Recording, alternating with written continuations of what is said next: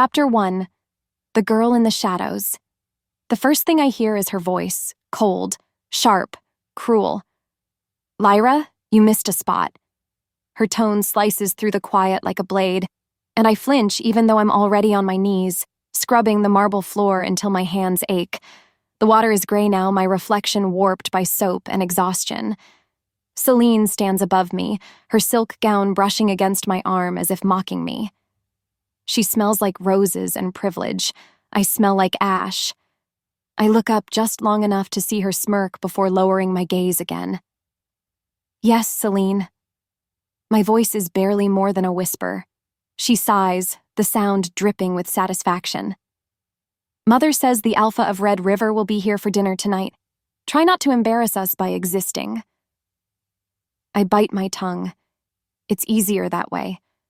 Words have always been my enemies here. Every time I speak, Seraphine finds a way to twist them, to turn them into proof that I'm ungrateful, cursed, or, her favorite, dangerous. As if my mother's death was something I asked for. But then again, that's the story they tell everyone. That the night she died, the moon took something pure and left something wicked in its place. Me. Still, even as I scrub until my fingers blister, I can feel her memory in the air. My mother's scent, wild jasmine and moonlight, lingers faintly in this house. And sometimes, when no one's looking, I close my eyes and breathe it in like prayer. Later that night, I stand by the kitchen window, the air cool against my face. Outside, the moon hangs low, silver and watchful. I wonder if she sees me, if she knows how small I've become. Seraphine's voice echoes from the dining hall. "Lyra! More wine!" I rush in, careful not to meet her eyes. Her beauty is venomous, polished to perfection, but hollow inside. Celine sits beside her, laughing too loudly at something the visiting Alpha says. I pour the wine, steady hands masking the way my wolf trembles beneath my skin. Then Seraphine does what she always does. She waits until the laughter fades, then asks sweetly, "Do you ever think about your mother, Lyra?" The Alpha looks between us, unsure where this is going. I nod. Every day. Her lips curve into a cruel smile. How touching. You must tell me. Does guilt keep you company at night, or has it abandoned you too? The room goes silent. I can feel every heartbeat, every breath. My throat tightens. "I didn't kill her," I whisper. Celine scoffs. "Of course you didn't. She just conveniently fell down the ravine while you were the only one with her." "Enough," the Alpha mutters awkwardly, trying to diffuse the tension, but Seraphine waves him off. "No, it's important she remembers her place. Some stains never wash away." The wine bottle shakes in my hand. I set it down before I can drop it, before my wolf does something I'll regret. "Of course, Lady Seraphine," I murmur. "I remember." She leans back, satisfied, and returns to her meal. And I, as always, become invisible again. By the time the dishes are done, my back burns and my palms sting. Still, I find a strange peace in the silence that follows, the kind that comes only after surviving another storm. As I walk to my room, I pause by the hallway mirror. The candlelight catches my face, pale, tired, with eyes too bright for someone so small. My reflection looks fragile, but deep down, something inside me, something I can't name, still glows. Maybe it's defiance, maybe it's hope, or maybe it's the same light that lived in my mother's eyes before everything fell apart. Either way, I whisper to that girl in the mirror, "You're still here." And that has to count for something. Chapter 2. Ashes and Whispers. The next morning, gossip spreads through the pack house faster than wildfire. The servants whisper about it while polishing silver, their voices rising and falling like waves. "The Alpha King himself will attend the Blood Moon Ball," one says, excitement lacing her tone. Another sighs dreamily. Imagine being chosen as his mate. They say his eyes burn gold under moonlight. I keep my head down, washing the linens, pretending not to listen. But the words linger like a spark I can't smother. "The king's coming?" I ask finally, my voice softer than the wind. They exchange looks. "Oh, Lyra, he's not coming for the likes of us." They're right. Omegas like me don't get invited to royal balls. We clean up after them. Still, I can't help it. The image takes root in my mind. A grand hall, silver banners, a crown gleaming beneath the blood moon. Celine bursts in then, twirling in a crimson gown she's clearly been saving for this announcement. "Did you hear?" she squeals. "The king is seeking his Luna. Mother says it's fate." Her eyes flick toward me, sharp and mocking. "Of course not your fate, dear sister. Yours ended with your mother's fall." The others laugh. I force a smile, though my heart twists.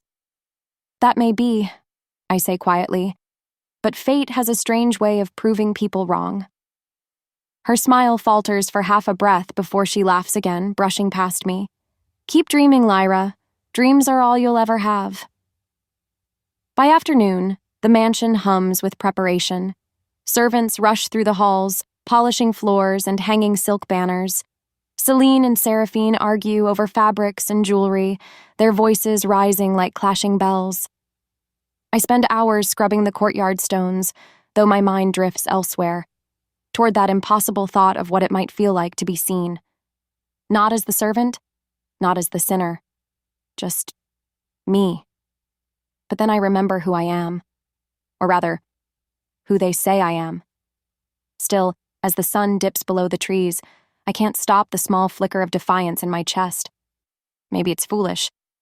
Maybe it's dangerous. But it's mine. Because of that, I whisper to the evening air, if the moon ever looks my way again, I'll be ready. Chapter 3: Echoes of the Past. When the bells toll for sunset, I slip away, past the garden, through the woods, to where the air smells like rain and lilacs. My feet find the path without thinking. The earth remembers me, even if no one else does. And soon I reach it, my mother's shrine. It's small, half-collapsed, hidden beneath a willow that's older than time. The stone wolf she carved still stands guard, though moss covers its face. I kneel beside it, brushing the dust away. "Hi, Mama," I whisper. "It's been a while." The wind stirs, soft and familiar. For a heartbeat, I swear it carries her scent. Wild jasmine, moonlight, and something warm. "I know I'm not supposed to dream," I say. "But I do. I dream of leaving this place, of seeing something more than this house, these walls, their cruelty." A tear slips down my cheek before I can stop it. "I wish you were here," I murmur. "You'd know what to do. You always did." The forest is silent for a long moment. Then, somewhere far off, a wolf howls, deep, strong, ancient. It sends a shiver down my spine. Maybe it's just the wind, or maybe it's something else entirely. Either way, my heart stirs, and as the blood moon rises slowly over the trees, I make a promise, to her, to myself, to the silent stars above. One day, they'll see me, I whisper, not as the girl who hides in shadows, but as someone worth looking at. The air hums softly, almost like an answer. I close my eyes, clutch the small pendant she left me, and let the moonlight wash over my skin. Because deep down, beneath the pain and the whispers, something inside me knows. This story isn't over. Not yet. And when it truly begins, the whole realm will remember my name. Chapter 4: The Forbidden Ball. The letter arrives before dawn. I know because I hear the sharp knock at the front door, followed by the faint rustle of paper. Then Seraphine's delighted gasp echoes through the house like a chime of power. "The royal seal," she whispers. "It's from the palace." I stand at the foot of the stairs, clutching my broom like it's the only thing keeping me upright. Celine appears beside her mother, eyes wide, golden hair tumbling over her nightrobe. "What does it say?" she asks breathlessly. Seraphine breaks the wax seal and unfolds the parchment with trembling fingers. A smile curves across her lips, the kind that promises both fortune and cruelty. "It's an invitation to the Blood Moon Ball," she says, her tone reverent. "The king himself will attend." Celine gasps and grabs her hand. "For me?" "Who else?" Seraphine laughs softly. "You were born for this moment, my darling." My heart sinks, though I don't know why. It's not as if I ever expected otherwise. Seraphine turns her gaze toward me then, her voice turning cold. "You'll stay here, Lyra. The house must be spotless when we return. Do not think to ask." "I wasn't going to," I say quietly. Her eyes narrow. "Good. You'd only embarrass us. The king deserves beauty, not tragedy." Celine smirks at me, stepping closer. "Maybe I'll tell him about you. The little servant girl who pretends she still belongs to this family."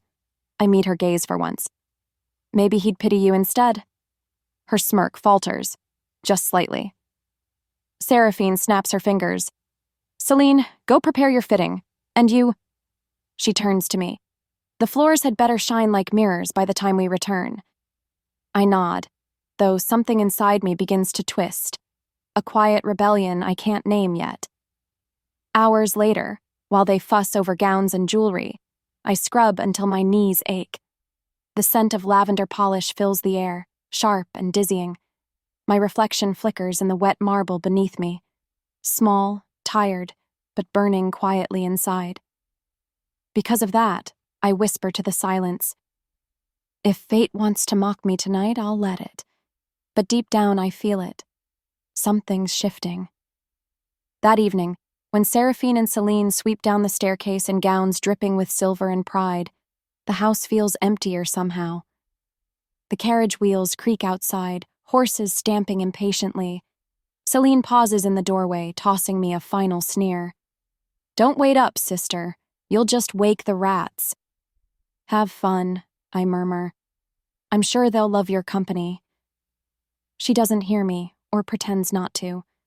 As the door closes and silence settles, I let out a breath I didn't know I was holding. For once, there's no one to command, no one to wound. Just me, the dust, and the whisper of a moon rising somewhere far away. I should feel peace. Instead, I feel something else. Restless. Like the air itself is waiting. Chapter 5. The Gown of Hope. The mansion sleeps. And yet I can't. I wander through the quiet halls, my bare feet soft against the marble. Moonlight spills through the high windows, silver and gentle, touching everything it finds, except me. I stop in the storage room where old fabrics are kept, rolls of silk and velvet tower like forgotten dreams. My fingers brush over the scraps, tracing threads that used to belong to someone else's life. That's when I hear it, a soft knock on the door.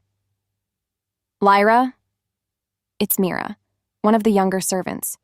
Her voice trembles as she slips inside with a candle. Behind her are two more girls, Anya and Ruth. They exchange nervous glances before Mira whispers, "We thought maybe you'd like to go." "To the ball?" I blink at them. "You're joking?" Ruth shakes her head. "No. We've seen how they treat you. You deserve one night where you're not invisible." Anya holds up a bundle of fabric. "We found these scraps from Celine's old dresses. They're torn, but you could make something." My throat tightens.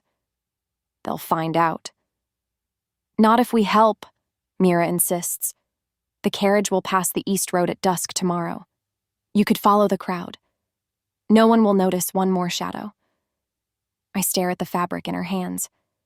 Pale blue silk, frayed but beautiful beneath the candlelight.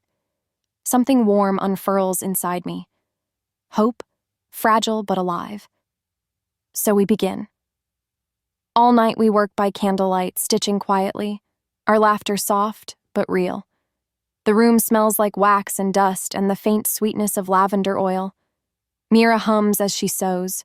Ruth threads needles with shaking fingers. And me, I stitch like my soul depends on it. Every seam feels like defiance, every thread a whisper to the moon. See me. When the first light of dawn touches the windows, we step back to look at it. The gown is far from perfect, patched, uneven, but glowing faintly in the early light. It's beautiful, Mira breathes. No, I whisper. It's freedom. I run my fingers across the fabric. It feels warm, alive almost, like it's waiting for something too. Anya wipes her eyes. If the king sees you, he won't forget you. I laugh softly. I'm not going for him. Then why? I look out the window where dawn kisses the trees. Because I want to remember what it feels like to be alive. Chapter 6. A Step into Destiny. By sunset, the world holds its breath. The blood moon rises like fire over the horizon, painting the forest in crimson and gold. My gown shimmers faintly as I step into the night, the fabric catching every flicker of light like water. The wind tugs at my hair, whispering warnings I don't want to hear. My wolf stirs beneath my skin, uneasy yet alert. You can still turn back, I whisper to myself. But my feet keep moving. Soon after, I reach the crossroads, the place where the road splits, one path back to the mansion, one toward the king's estate. The night hums with life. Carriages pass, laughter and music drifting through the trees. I hide behind a thicket, watching. No one notices me. No one ever does. And yet, something in the air shifts. A carriage passes, its banners black and silver, the royal crest of the Nightfang Kingdom. My pulse stutters. The king's entourage. Before I can think, my feet move, one step, then another, until I'm following the road, my heart pounding in rhythm with the distant drums. The estate rises before me like a dream carved in moonlight. Lanterns glow, casting golden halos over marble arches. Music spills from within, violins, laughter, the sound of power. I stop at the gate. Maybe it's madness, maybe it's fate. But as the blood moon blazes overhead, I whisper, if destiny wants me, it'll have to find me standing. And just like that, I walk through. The guards barely glance at me, too distracted by the parade of nobles in jeweled gowns. Inside, the scent of wine and pine fills the air. My breath catches. The ballroom shimmers like another world. Crystal chandeliers drip with light. Every wall gleams with silver engravings. I've never seen anything so beautiful, or so dangerous. I take one trembling step forward, then another, until I stand at the edge of the crowd, hidden in plain sight. My pulse thrums in my ears. I should feel fear. I should feel small. But I don't, because somewhere deep inside me, a strange certainty hums. Something in this room belongs to me. And as I lift my eyes toward the throne across the ballroom, where a dark figure sits, cloaked in power, the Alpha King's gaze collides with mine. Golden, fierce, unmistakable. My breath stops, the world narrows, the music fades, and just like that, everything changes. Chapter 7. The Hall of Gold. The moment I step through the arched doors, the world explodes into light. Gold. Everywhere. It drips from chandeliers, glitters across marble floors, dances in the eyes of nobles dressed like constellations come to life. Music swirls through the air, violins, harps, the deep thrumming beat of drums that make the floor tremble beneath my feet. For a moment, I forget to breathe. The blood moon's crimson glow filters through stained glass windows, painting everything in shades of fire and magic. Servants glide by with trays of wine. Alphas from every known pack gather in clusters, their laughter sharp, their words laced with competition and pride. And me? I am a shadow slipping through their brilliance, unseen but burning all the same. My hands tremble as I touch the edge of my gown, the one sewn from scraps, made by kindness and hope. Somehow, it fits here. The silk catches the light, glowing faintly, almost as if the moon itself favors me tonight. "Careful," someone mutters as I pass, brushing my shoulder. "You'll draw the wrong kind of attention." Maybe that's exactly what I want. Across the hall, I see Celine. She's impossible to miss, her gown a cascade of silver that shimmers with every movement. Her laughter is loud, practiced, and cruelly sweet. Seraphine stands nearby, whispering into the ear of another Luna, their eyes scanning the room like hunters. My stomach tightens. They're here for power. I'm here for air. Still, I can't stop watching them, the way they glide as if the floor exists only to be graced by their steps. For years I lived in their shadows, scrubbing, serving, surviving, but tonight, under this blood moon, I feel something else stirring inside me. Not envy, not even anger, something deeper. Freedom, maybe, or destiny. I don't know. But the music rises, and for the first time in my life, I let myself move. I walk through the golden hall, past alphas with gleaming eyes, past nobles whose scents are layered in dominance and desire. The air hums with power, but beneath it all, I feel another rhythm, something pulling me forward, something ancient, alive, as if the moon itself is whispering, "Keep going." And so I do. Chapter 8. The first glance. The moment our eyes meet, everything stops. It's strange how silence can roar, the music fades, the laughter dulls, and all I can hear is the wild beating of my heart as my gaze locks onto his. The Alpha King, Kael Draxon. The name alone feels heavy, whispered in every corner of the kingdom, but nothing prepares me for the reality of him. He sits upon the raised dais, half shadowed by the blood moon's glow. His black coat gleams like armor, gold embroidery tracing symbols I don't recognize. His eyes, gods, his eyes, are molten gold, alive with an untamed light that makes my wolf stir beneath my skin. He looks bored, detached, until now. When his gaze finds me, something in him changes. It's subtle, a tension, a narrowing of focus, the faintest tilt of his head. And then it happens. The bond. It's not visible, but I feel it, like fire blooming beneath my ribs, a pulse that doesn't belong to me. The air thickens, the scent of pine and smoke threading through my senses. My wolf presses forward, recognizing what my mind cannot yet accept. The king rises slightly, his gaze never leaving mine. I freeze. No one should look at me like that, like I'm the only thing that exists. A whisper ripples through the crowd. He's looking at someone. But I can't look away. Every instinct screams to run, yet something stronger holds me in place. His voice, deep, smooth, dangerous, cuts through the hum of music. "You." The word isn't spoken to me directly, but I feel it, like a command written in my bones. My breath catches. And just like that, I know. Whatever this night is, it will not end the way anyone expects. The king turns to speak to his beta, a tall, sharp-eyed man with dark hair. They exchange words too low to catch, but Kael's gaze flickers back to me again before he resumes his stoic mask. The music starts anew, but the rhythm feels off, as if the entire hall now beats to the echo of his stare. I try to step away, to melt back into the crowd, but the bond thrums through my veins like lightning.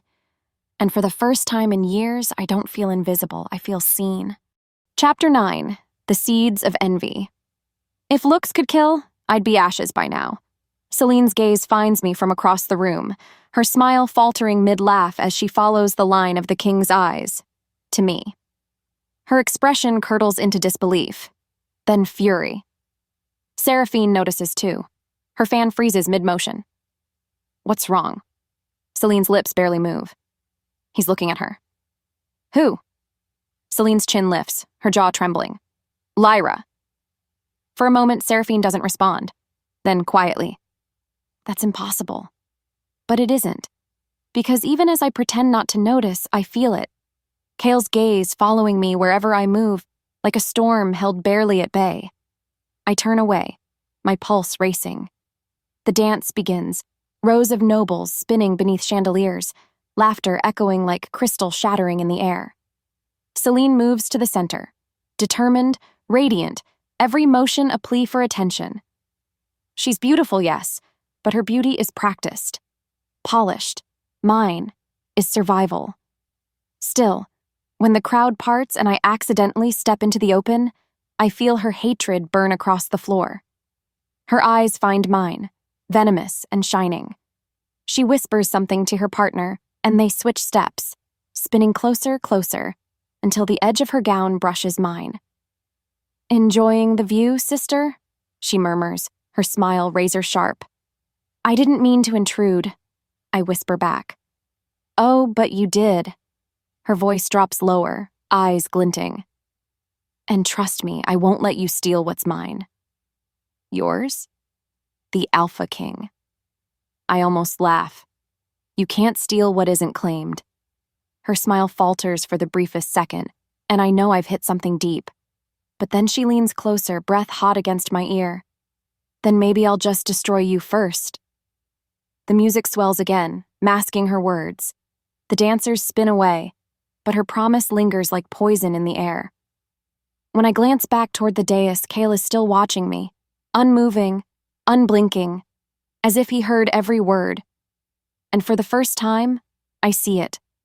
Not just curiosity in his eyes, but something fierce, protective, and primal. Something that shouldn't exist yet.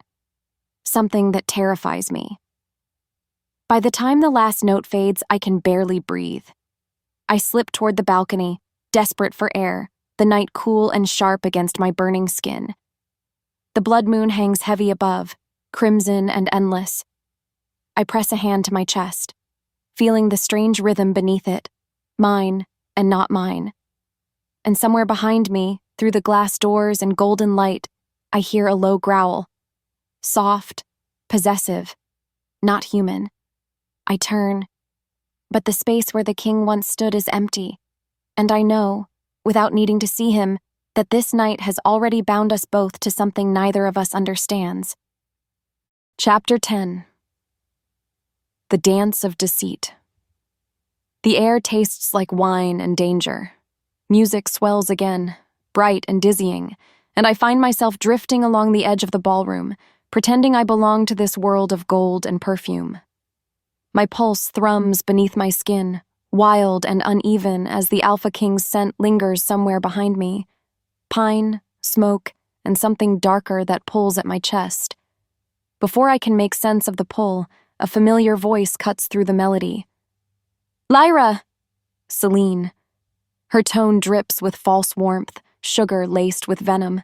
She glides toward me through the crowd, silver skirts whispering against the marble, a practiced smile fixed on her face. "There you are," she says sweetly, looping her arm through mine as though we're dearest sisters. "I've been looking all over for you." My instinct screams run, but her grip tightens. "You shouldn't be here," she continues softly, voice low enough only for me. "But since you've already made the mistake, at least dance with me. Let's give them something to remember." I frown. "Celine, Please," she interrupts, her smile widening for the watching crowd. "It would look rude to refuse your own sister." The musicians change tempo. A waltz begins, slow, grand, merciless. Celine pulls me forward, her every step rehearsed, her every word a knife hidden behind honey. As the crowd parts for us, I feel eyes on me, hundreds of them. The nobles whisper, fans fluttering like wings. I catch fragments of their words. Who is she? A servant? She's bold to dance uninvited. I want to disappear, but Celine tightens her hold and spins me faster. "Smile," she whispers. "You wouldn't want them to see how terrified you are." I grit my teeth, forcing my lips into something resembling grace. "What are you doing?" I murmur. "Enjoying the moment," she says. "Before you ruin it." Her eyes flick toward the dais. The king is watching. His gaze burns like a second sun, steady, unreadable, impossible to ignore. Seems His Majesty finds you. Interesting, Celine says, her tone brittle. I suppose he's never met a maid who forgot her place. I didn't come here for him, I whisper. She laughs, sharp and cruel. Oh, Lyra, you never come for anything. You just exist, a shadow pretending to be light. Her words sink deep, but I don't answer, because even through her cruelty, I can feel it. Kale's gaze still on me, heavy, protective, curious, and that, I think, is what truly terrifies her. Moments later, the dance ends. Polite applause ripples through the hall, but Celine doesn't let go of my hand. Her smile glitters like shattered glass. You know, she murmurs, for someone so good at hiding, you really do crave attention. I never asked for it. Of course not. You just steal it. Before I can reply, she leans closer, her breath brushing my ear. Let's make sure they all see what kind of girl you really are. Her voice chills me to the bone, and even though the music rises again, the world suddenly feels too quiet. Chapter 11. The dress torn apart. It happens so fast I don't even have time to breathe. One moment Celine is smiling beside me, turning gracefully to address the nearest circle of nobles. The next, she gasps loudly, dramatically, and grabs my arm. Wait, she cries, loud enough for the hall to hear. Isn't that Mother's fabric? Dozens of heads turn. What? I whisper.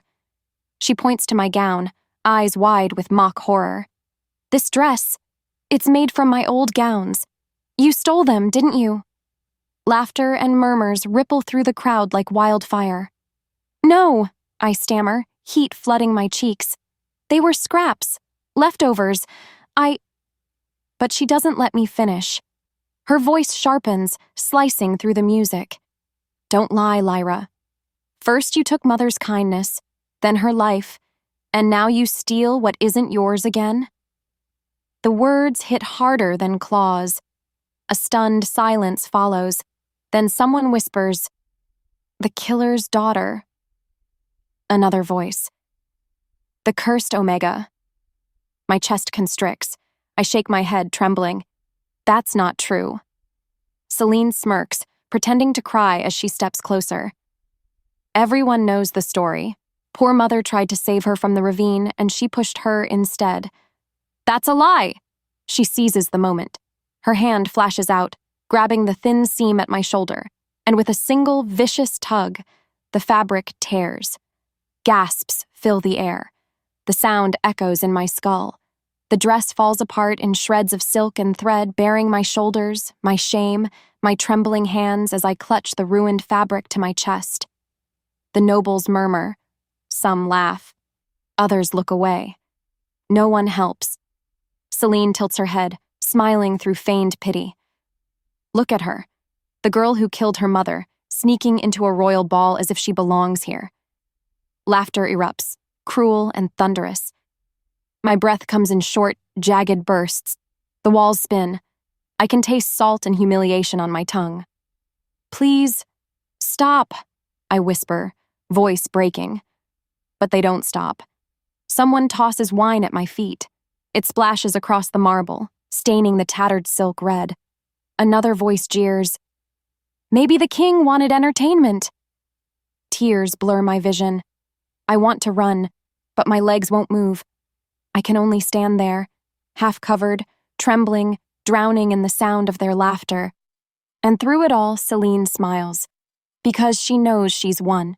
Chapter 12. The silence before the growl time fractures. For a heartbeat, there is only sound, laughter, whispers, the rustle of silks.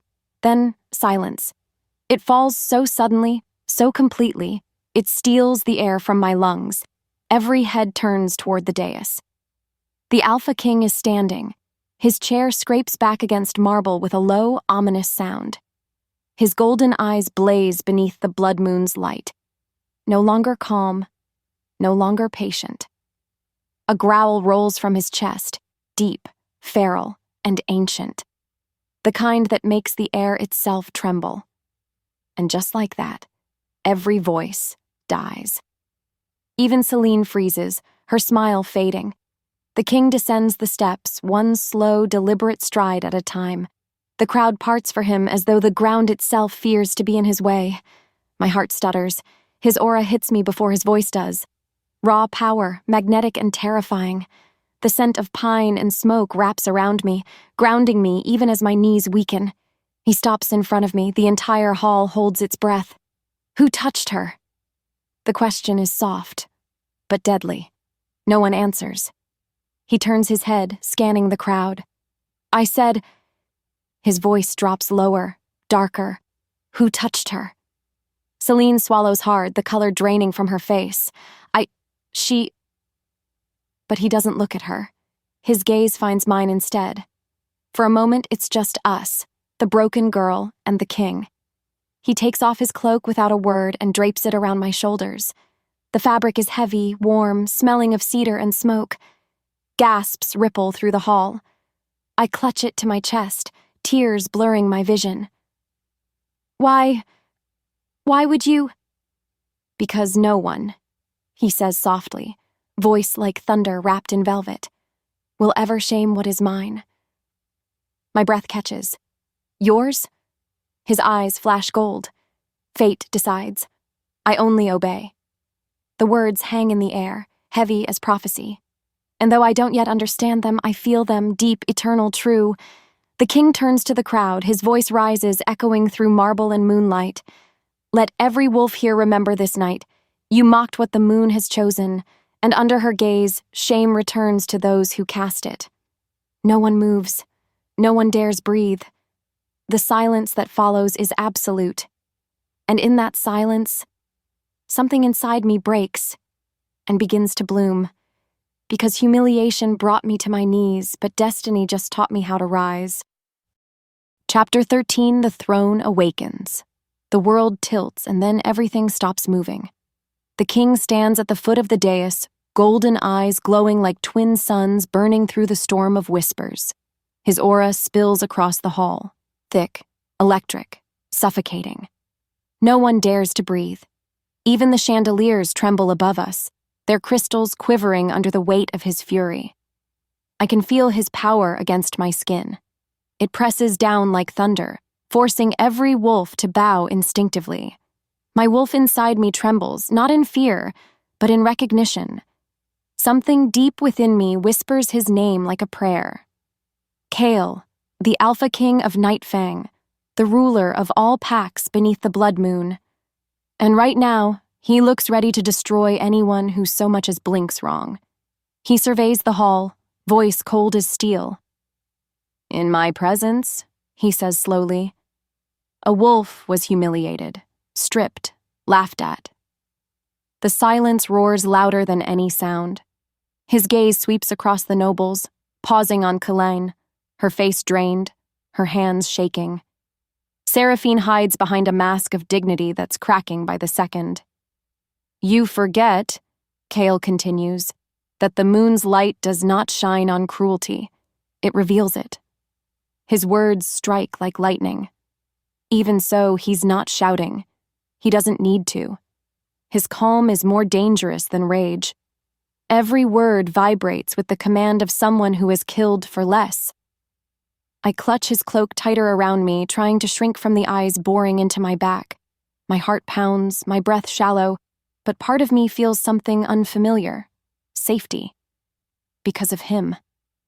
Kale looks down at me briefly, and the storm in his gaze softens. You, he says quietly. Look up. I hesitate.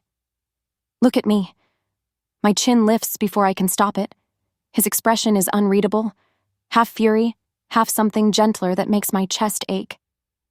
Good, he murmurs. Don't ever bow to those beneath you again. My breath catches. Beneath me? He turns from me to the crowd. This hall, he declares, has forgotten its honor, so I will remind it what respect looks like. And with that, the King of Wolves steps down from his throne. Chapter 14, The Cloak of Honor. The sound of his boots against the marble echoes like a heartbeat. Each step feels deliberate, sacred, like a ceremony no one dares interrupt. When he reaches me, he removes his royal cloak. The fabric slides from his shoulders with a soft whisper, heavy with gold embroidery and the scent of power. Without a word, he drapes it over me again, this time with his own hands. The crowd gasps. The weight of it grounds me, warm and steady. It's more than just fabric. It's protection, dignity, a silent claim. Kyle's voice drops low, meant for me alone.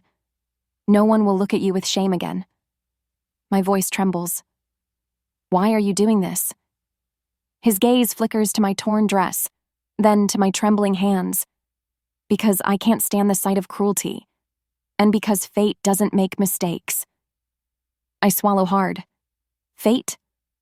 His lips twitch, half smile, half warning. You'll understand soon. He turns to the crowd, his aura expanding again, pulsing like a heartbeat through every stone of the ballroom.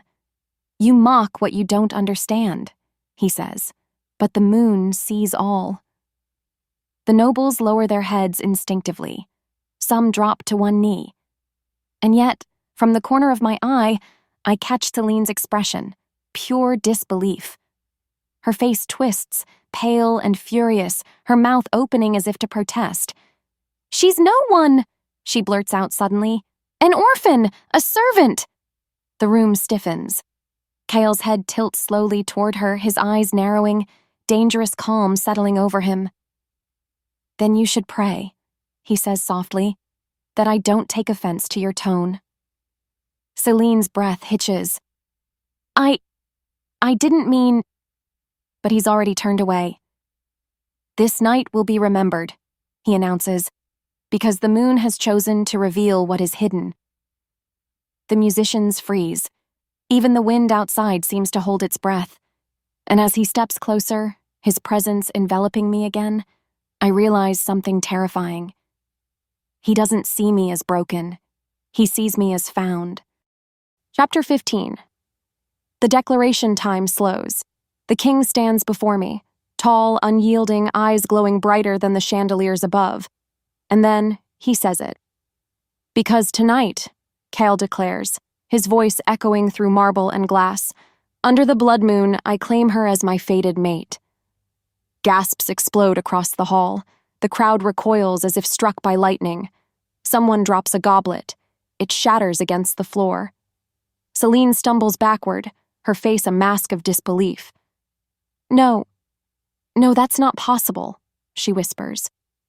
Seraphine grips her daughter's arm, eyes wide with horror. Your Majesty, surely this is a jest. But Kale doesn't even glance their way.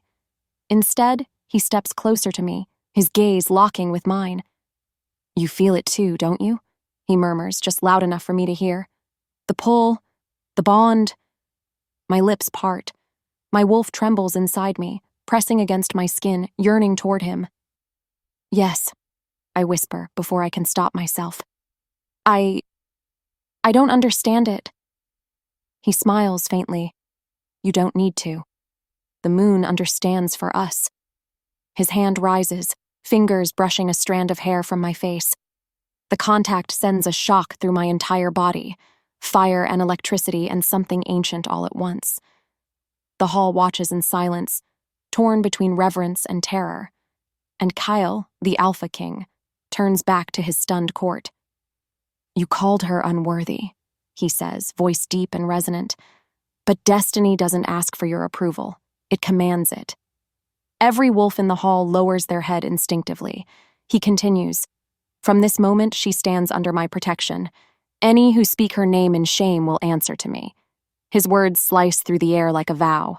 Then, quieter, he looks at me again. His voice no longer a king's, but a man's. Do not fear me, Lyra, he says softly. Fate may have chosen us, but I choose you. My breath falters. My world tilts again, but this time it's not from humiliation. It's from awe. Because in a single night I went from invisible to claimed by the most powerful wolf alive. And as his hand lingers near mine, the blood moon glows brighter, casting its light on us both, two souls bound by something older than power itself. The court bows. Celine collapses into silent tears. And me? I stand there trembling, no longer from shame, but from the terrifying truth that destiny has teeth, and it just bit into my life. Chapter 16. The Mark of the Moonborn. The hall is utterly still. I can feel my heartbeat in my throat, wild and unsteady, as Kyle reaches for my hand. His touch is fire, steady, commanding, and strangely gentle. The world narrows to the space between our fingers, and then light. It begins as a shimmer, faint and trembling beneath my skin. A silver pulse, like the heartbeat of the moon itself, spreads from the place where his thumb brushes my wrist. The glow deepens, curling into ancient runes that twist and reform until they settle into a perfect sigil, bright, ethereal, alive. Gasps ripple through the crowd. Someone whispers, "The mark. It's the Moonborn mark." My breath catches. What's happening to me? Kale's gaze darkens, but not with fear, with recognition. "It was always inside you," he murmurs. "The moon just waited for the right night to show it." The mark throbs, pulsing with every beat of my heart. It doesn't hurt, but it burns with meaning, with memory, as if whispering a story older than I can comprehend. The nobles recoil, whispering prayers. Some cross their chests, others stare in awe, their arrogance collapsing beneath something divine. Celine's voice trembles from across the floor. "That's impossible! That mark doesn't exist anymore. It died with the last Luna Queen." Kale glances her way, his expression unreadable. "Seems the moon has corrected that misconception." He lifts my hand higher, letting the glow cast silver reflections across the walls. "Behold," he says softly, but with power that echoes through every soul present. "The blood of the Moonborn still flows." The words strike me like thunder. The Moonborn. The legendary bloodline of the first Luna Queen, the one said to have been blessed by the goddess herself, able to heal, to command, to unite packs under the light of truth. But that line was said to have vanished centuries ago. And yet, the proof burns on my skin. I stare at my wrist, trembling, unsure whether to be afraid or grateful. "Why me?" I whisper. Kyle's gaze softens. "Because you were never what they told you were." And somewhere deep inside, my wolf, silent all these years, finally howls. Chapter 17. The Elders Kneel. The elders move first. Old as stone, robed in silver, they step out from the shadows near the throne. Their eyes gleam faintly under the moonlight filtering through the stained glass. One of them, a tall man with hair white as frost, leans forward, his voice shaking. "The sigil of Lunaris. I have not seen it since the fall of the first Luna's temple." Another elder gasps. "It cannot be forged. It cannot be faked. Only her blood can bear it." Their words roll through the crowd like a wave. Kale turns toward them. "Then speak," he commands. "What does this mean for the packs?" The eldest bows deeply, lower than any alpha would ever bow to another. "It means the goddess has spoken through fate itself. The true line of Luna has returned, and she stands before us." The words strike like lightning. The court erupts, gasps, prayers, disbelief. Some wolves drop to their knees, others clutch their chests as if to still their racing hearts. Even Seraphine's mask of arrogance cracks completely. Her fan falls from her hand. I can barely breathe. "I don't understand," I whisper. "I'm no one. You are not no one, child," the elder says gently. "You are the last seed of the moon-born blood. The power hidden, the name forgotten, but the blood remembers. It always remembers." Tears sting my eyes, my voice shakes. "But my mother, she never said—" "She knew," the elder replies. "And because of it, she was hunted. She hid you to protect the line, to protect this moment." My knees almost give out. Kale's hand steadies me instantly, strong and sure. His scent, pine and smoke and iron, grounds me, pulling me back from the edge.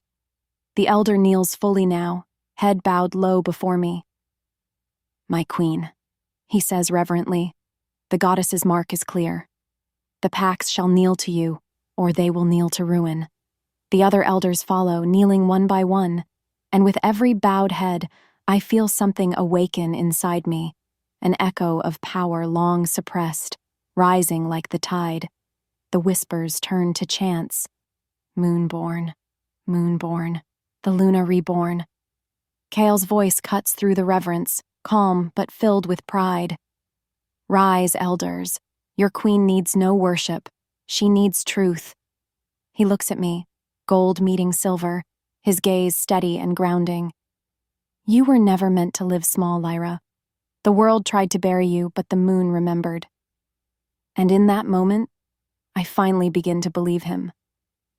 Chapter 18. The true queen revealed.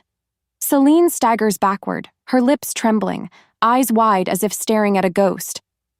"No, it's not true. She's lying. This is some trick." Seraphine grabs her arm, her nails digging deep. "Be silent, Celine," she hisses. But even her voice quivers, her composure shattering under the weight of the truth. Kale steps closer to them, his presence vast, his eyes burning gold. "You mocked her. You called her names. You tore the dress from her body and laughed." He pauses, voice low but sharp. "And yet it was her blood the moon chose to restore." Seraphine's lips part, trembling. "Your Majesty, I didn't know—" "That's the problem," Kale interrupts coldly. "You never looked close enough to see what she was." Colleen's voice rises again, shrill and desperate. "She's nothing but a maid. She doesn't deserve—" "Deserve?" Kale's tone turns lethal. The moon's choice isn't about deserving, it's about destiny. The mark on my wrist glows brighter, answering his words. The light spreads across my hand, wrapping me in a halo of silver fire. The gasps return, louder this time. Even those who mocked me moments ago bow their heads, unable to meet my eyes. I stare down at my own skin, at the mark that pulses with life and ancient memory. For the first time in my life, I don't hide it. I let it burn. "My mother was hunted," I say softly, voice trembling but sure. "You blamed me for her death, but she died protecting this." I lift my wrist, the mark blazing. "She died protecting me." Seraphine covers her mouth, tears spilling past her lashes. Celine shakes her head violently, backing away. No, it's not fair." Kale's expression softens only when he looks at me. Fate rarely is, but it is just. He takes my hand and raises it high for all to see. "Witness," he commands, "the return of the moonborn line, the rightful Luna of all packs." The hall erupts into unified submission. Dozens, hundreds of wolves kneel, their howls rising in a reverent, trembling chorus. The sound fills the great hall, echoing up into the rafters, bleeding out through the open windows into the blood moon sky. Tears spill freely down my face. My heart swells with a strange mix of sorrow and strength. Because everything they destroyed, my name, my past, my hope, has risen from the ashes brighter than before. Celine and Seraphine collapse where they stand, broken by the revelation that the girl they stripped of dignity was born to wear a crown. And I finally understand what destiny feels like. It doesn't arrive with gentleness. It arrives like thunder. Chapter 19. The Trial of the Cruel. The hall is still thick with the echo of the wolves' howls when Kale's voice cuts through the air again, low, commanding, absolute. "Bring them forward." The guards move instantly. Their armor clinks like distant thunder as they drag Celine and Seraphine toward the center of the marble floor. The mother and daughter tremble beneath the torchlight, their once perfect poise reduced to dust. I can barely recognize them. Celine's eyes, those same eyes that used to gleam with pride and cruelty, are now wild with panic. Seraphine clutches her arm, whispering desperate things that sound like prayers. My pulse quickens. Kale steps beside me, his aura wrapping the hall in silence. His voice carries not through volume, but through weight. Before the blood moon, the goddess, and this court, I summon Seraphine of Silvercrest and her daughter Celine to answer for their cruelty. Celine stammers, We didn't know who she was. Kyle's eyes flash gold. You didn't need to know. Respect does not depend on status. It's a measure of soul. A murmur ripples through the crowd. Seraphine straightens slightly, grasping for the tatters of her dignity. Your Majesty, I acted only to protect the Silvercrest name. The girl brought shame. The girl, Kale interrupts sharply, is your queen. His words slice the air clean. The crowd gasps. Seraphine flinches. I was blinded by grief. Her mother, Kyle says, stepping closer, was a woman of the moon-born line. You destroyed her memory and her child to protect your pride. The silence afterward is suffocating. I step forward, heart hammering. My hands tremble, but my voice does not. For years, you told me I killed her. You made me believe I was cursed. Seraphine's eyes flicker up, glistening. Lyra, You broke me, I whisper. But you didn't win. The moon saw everything. She looks away, shame swallowing her words. Kyle turns to the Council of Elders. Her crimes are clear. Her deceit is proven. The question remains, what shall justice demand? One elder rises, voice firm. Exile, Your Majesty. Let them wander without title or territory. Let them learn humility beneath the same stars they once scorned. Kyle nods once. So be it. Celine falls to her knees, clutching at the hem of his cloak. Please don't send us away. We have nowhere to go. Kale's voice is cold, but not cruel. You should have thought of that before you stripped another of her worth. Tears streak her face, but he doesn't flinch. He looks to me instead. The court will render its judgment, but your forgiveness, if you choose it, will decide their peace. My chest tightens, because even after everything, I don't know what forgiveness feels like yet. Chapter 20. The Stripping of Titles. The night deepens. The blood moon glows red through the high windows, spilling crimson light over the throne room like the mark of fate itself. Kale stands before the assembly, every inch the ruler of wolves. His presence fills the space, commanding, divine, unshakable. The elders chant the old rite of judgment. Each line echoes with ancient power. Let the unjust be stripped of false honor. Let the proud be humbled before truth.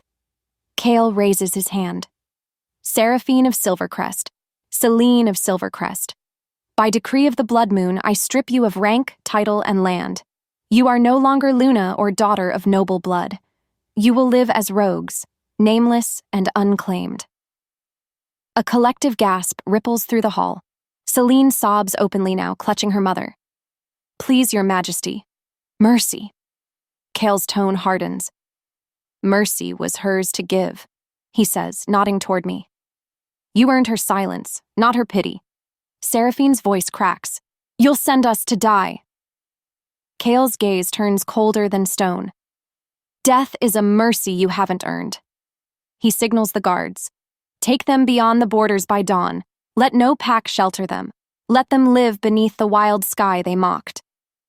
The guards move forward. Celine screams, reaching for me as if I might save her. Lyra, please, say something. You're good, aren't you? You always were. Her words twist my chest, because deep down, part of me still remembers being the girl who wanted her sister's love. I look at her, tears threatening to fall. I was good, Celine. You just never saw it. Her sobs echo as they're dragged away, and the massive doors slam behind them with a thunderous finality. The sound rings in my ears long after the silence returns. Kyle turns to me, his voice soft now. It's done. But the ache in my heart tells me justice alone isn't enough. Something deeper still waits to be spoken. Something only forgiveness can finish. Chapter 21. The Forgiveness of a Queen. The hall empties slowly. Only the torches remain, their flames whispering in the quiet. The blood moon's crimson light pours through the windows, painting the marble floor in a glow that feels both holy and haunting. Kale stands beside me, silent, patient. He doesn't speak until the last echo fades. "You did nothing wrong," he says quietly. "They destroyed themselves." I shake my head. Maybe, but if the moon chose me, then she must want more than vengeance. He studies me for a long moment. "You'd spare them?" "I'd forgive them," I whisper. "Not because they deserve peace, but because I deserve it." Kale exhales slowly, his golden eyes softening. "You surprise me, Lyra. Even after everything, your heart still chooses light." "I learned that darkness doesn't end when we feed it," I say. "It ends when we stop letting it define us." He steps closer, close enough that his warmth seeps into me. His hand finds mine, his thumb brushing over the still glowing mark on my wrist.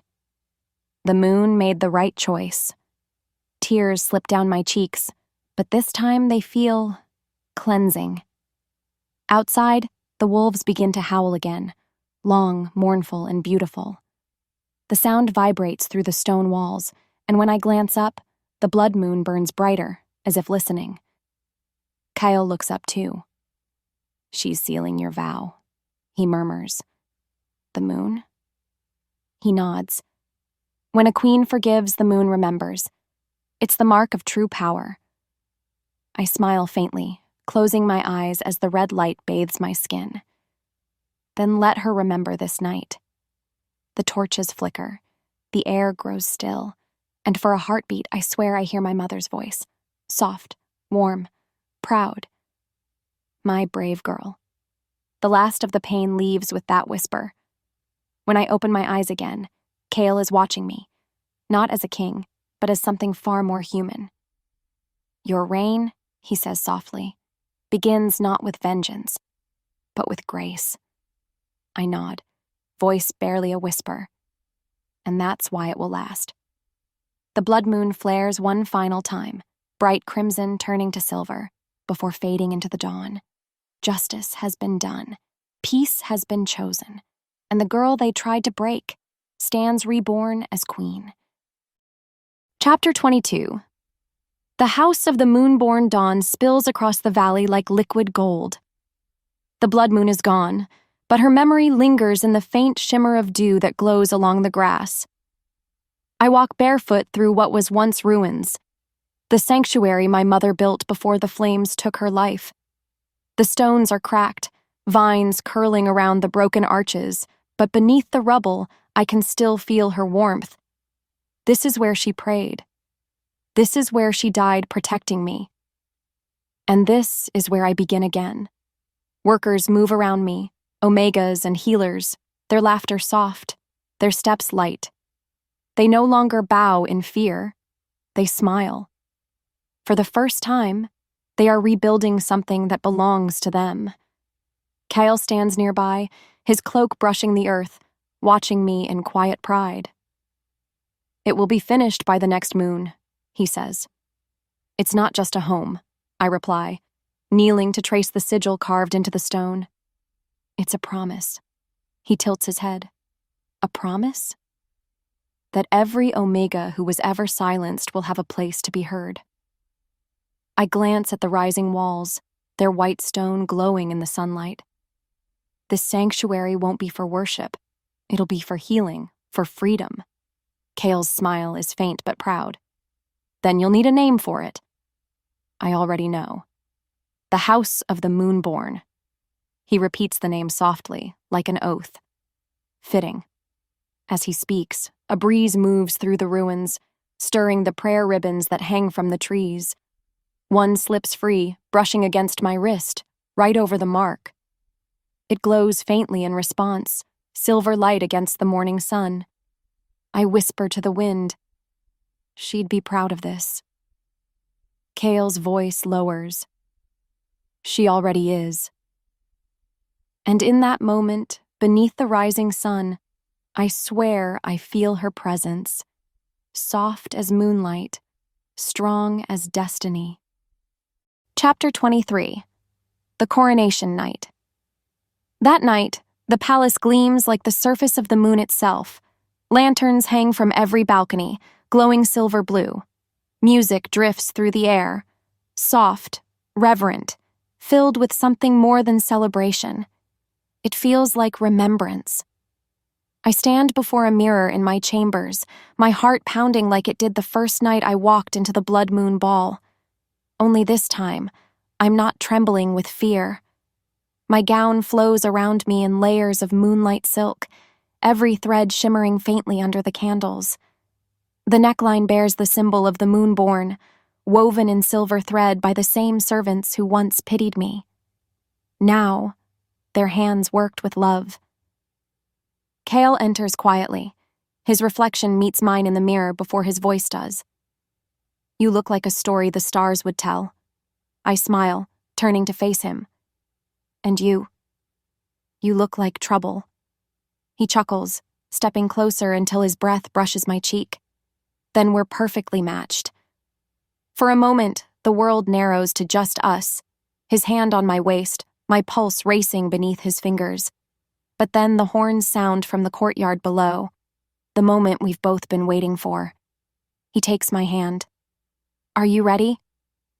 I nod. I was born for this night.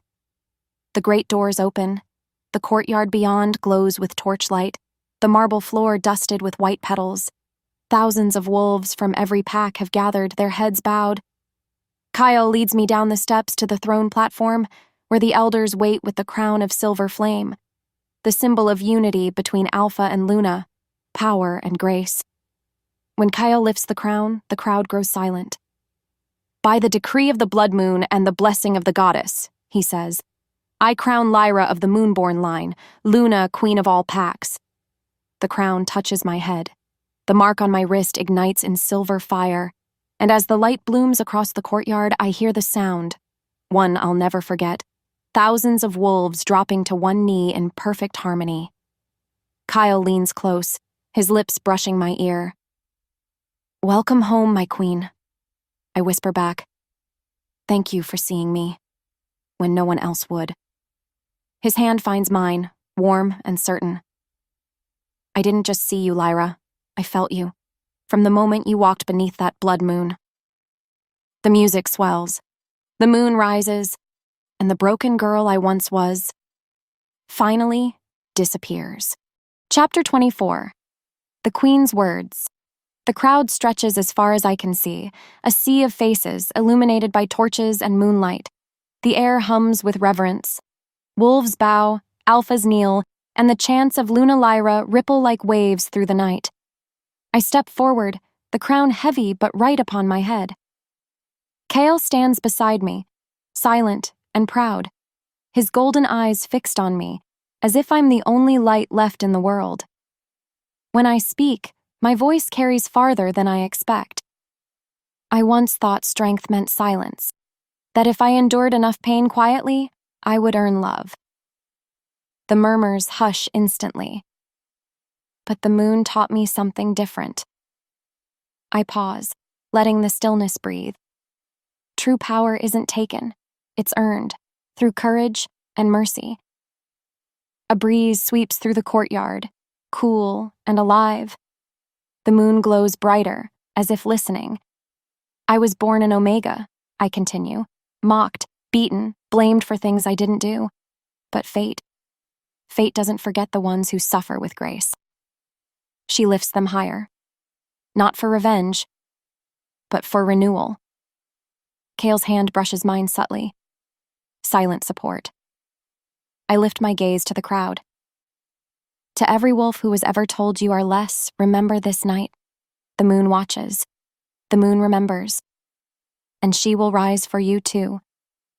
A murmur begins, soft at first, then stronger. Wolves rise one by one, their heads lifted toward the moon.